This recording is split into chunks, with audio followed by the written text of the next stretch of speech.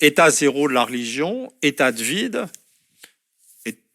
avec politique extérieure folle, désintégration des économies. Il faudra aussi parler de la question démographique et de l'insuffisance, de l'incapacité des populations occidentales ou autres d'ailleurs à se reproduire en un sens collectif. Mais si on se projette dans l'avenir et si on est optimiste,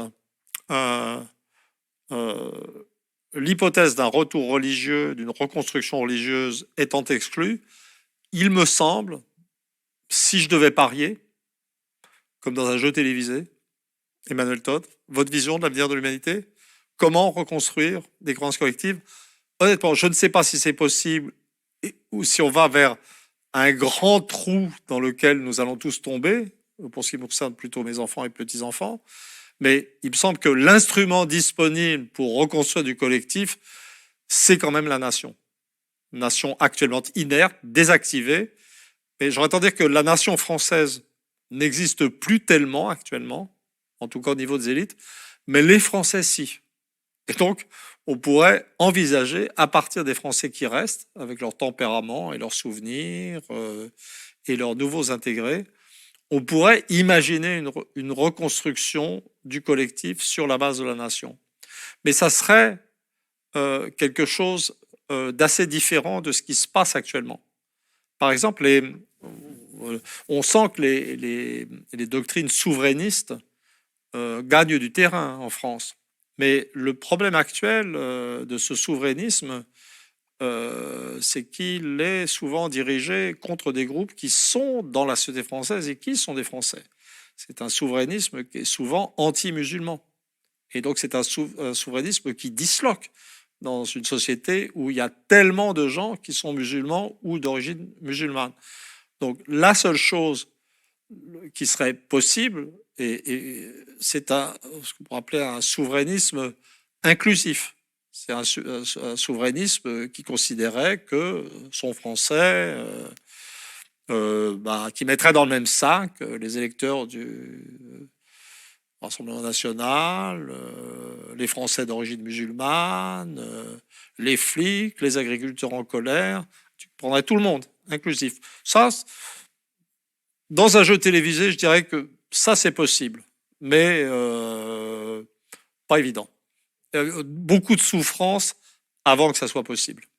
Il y a d'abord un premier nous, qui est le nous des sujets postcoloniaux, qui revêt, en fait, qui recouvre une réalité sociopolitique, ceux des non-blancs vivant en France et qui se reconnaissent dans une espèce de destinée, de communauté de destin, qui vivent collectivement un statut qui est celui du racisme, en fait, un statut particulier, celui de l'indigène de la République, qui, quoi qu'il fasse, ne sera jamais intégré et ne sera jamais réellement français. Donc c'est bien le nous d'une communauté de destin, et ça c'est la base. C'est-à-dire qu'ils ont théoriquement les mêmes droits formels, mais en pratique au quotidien, ils ne peuvent pas ignorer eux-mêmes que les choses sont un peu différentes. Voilà, et c'est ce qui constitue une première réalité sociale et politique.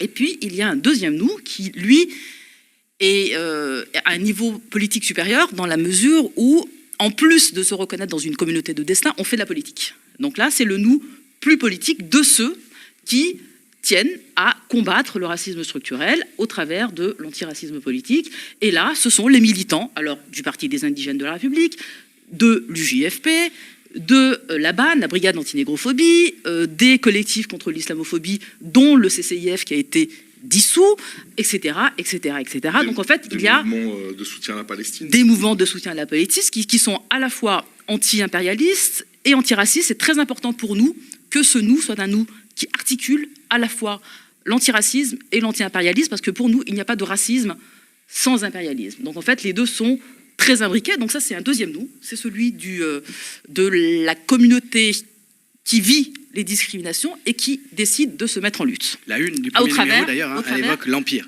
Exactement. Et cette oui. image magnifique est un peu inquiétante quelque part parce que derrière, en arrière-plan, il n'y a pas seulement des oiseaux, il y a aussi des avions de chasse. La menace plane. C'est-à-dire une réalité qui est vécue par les populations Bien sûr. Du Grand Sud. du Grand Sud, non pas sûr. du sud du Nord comme vous vous définissez, Absolument. si je vous Parce ai que bien lu. nous-mêmes, nous sommes des indigènes aristocrates. Puis C'est ça. précisément, on est épargnés justement de la guerre impérialiste. Vous prétendez pas avoir le même destin que ceux qui Absolument. sont encore au Sud. Voilà. Et donc enfin, il y a le troisième nous, qui est le nous de ce que nous on a appelé la majorité décoloniale. C'est le nous d'un bloc historique qu'on doit créer, qui est nécessairement un nous évidemment politique, et qui est le nous de l'alliance des beaufs et des barbares. Un nous potentiel. Un nous qu'il faut construire, évidemment, c'est un projet. C'est celui de l'alliance du prolétariat français, en fait. Voilà, c'est celui des non-blancs, qui sont des prolétaires, et des petits blancs, les beaufs, entre guillemets, avec lesquels on espère, à terme, constituer un jour une majorité politique pour renverser eh bien, le pouvoir. Ceux qui ont intérêt, Ceux qui n'ont qu'ils en pas sont les intérêt. perdants, Exactement. à sortir de la domination blanche bourgeoise. Donc voilà, c'est pour ça que cette revue, c'est important de le dire, voilà, ce nous, c'est le nous de tout le monde en fait, de tous ceux, en tout cas, qui aspirent à participer de ce combat et donc de créer cette majorité politique.